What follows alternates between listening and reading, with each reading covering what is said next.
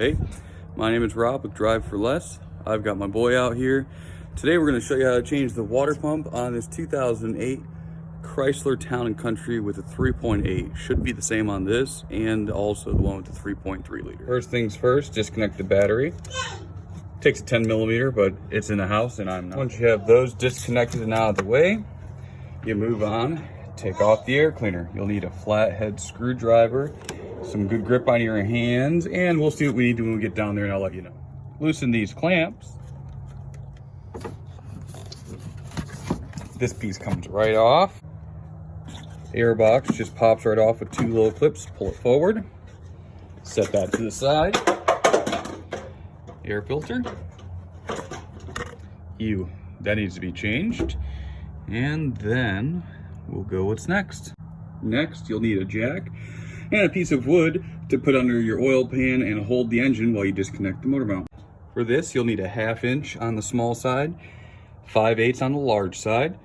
And I know you're not supposed to use chrome on an impact, but I like to live dangerously and remove that mount. I got those bolts wrong. You need to take out those ones, which are also 5/8. Once you get all 5 bolts out, one in the back that's hard to get to, take that out. And you're ready to move on to that. There's the water pump, that front pulley. It's 3 10 millimeter 1/2 inch bolts, and you might need a screwdriver to hold it in place. I strongly recommend a wrench because my ratchet will not fit down in there, but this will. So I'm gonna take that off and get back to it. Got the bolts removed. Now I'm gonna reach way down there to the bottom side of this tensioner. There's a 3/8 square. Press it down. Might have to pull up, and that will loosen the belt so you can pop it off. Got that taken off. And my ratchet's still down there. I just left that in.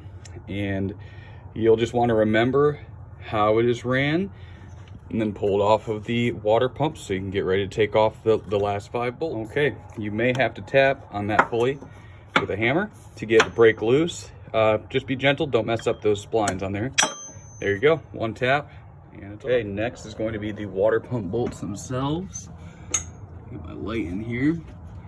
There will be around 5 total. There you can see those back 2 and the one where the ratchet is on. The bottom middle one almost always breaks in my experience, so you want to get some gray Permatex gasket maker, or what I'm going to do before I actually do this, take a torch to it and heat up the pump and hopefully the block a little bit, because it is aluminum and these steel bolts will be a little easier to get out, and maybe some penetrating will. And it's worth it to try that, because if you break one, it's a pain to get out. All right, got it off. You can see the shiny void there with a small hole at the bottom. That's where it used to be. You want to take a razor, be careful, or something else to clean off all the gasket surface area. There's the old one. Still looks to be okay. I don't really like the plastic impeller on it. There's that side. And I always like to double check and make sure the new one is exactly the same. And I already have, but it is. Here we go. Looks exactly the same. And we will see what happens. We'll put this one on and walk you through that as well. As you can see, we've got it back in there. I've got the bolts started. I just want to give you an FYI. I did not get it out the front here. It wouldn't come up for me. And I didn't want to jack the engine way up. So I just passed it down and up through here. Doesn't look like it. There's plenty of room right there to go down and back up. I did not want to get under the van either.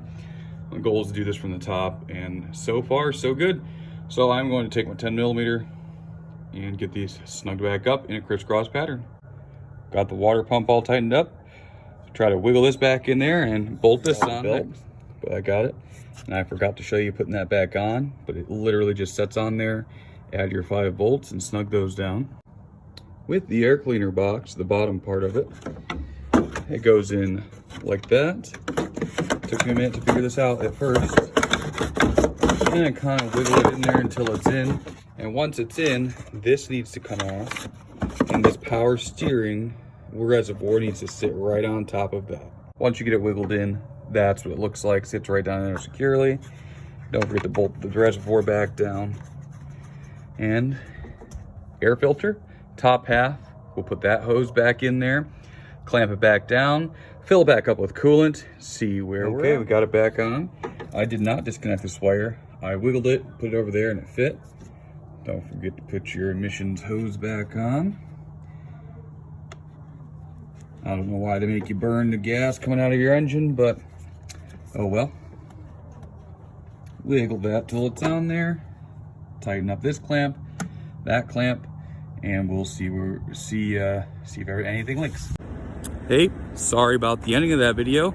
I had to take off and go to work, but it did work out.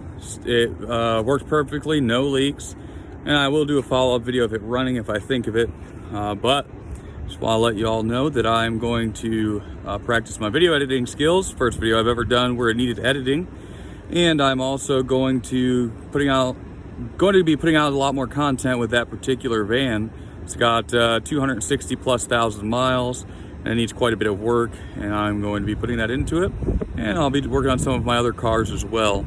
So if you're interested in that kind of stuff, I encourage you to take a watch.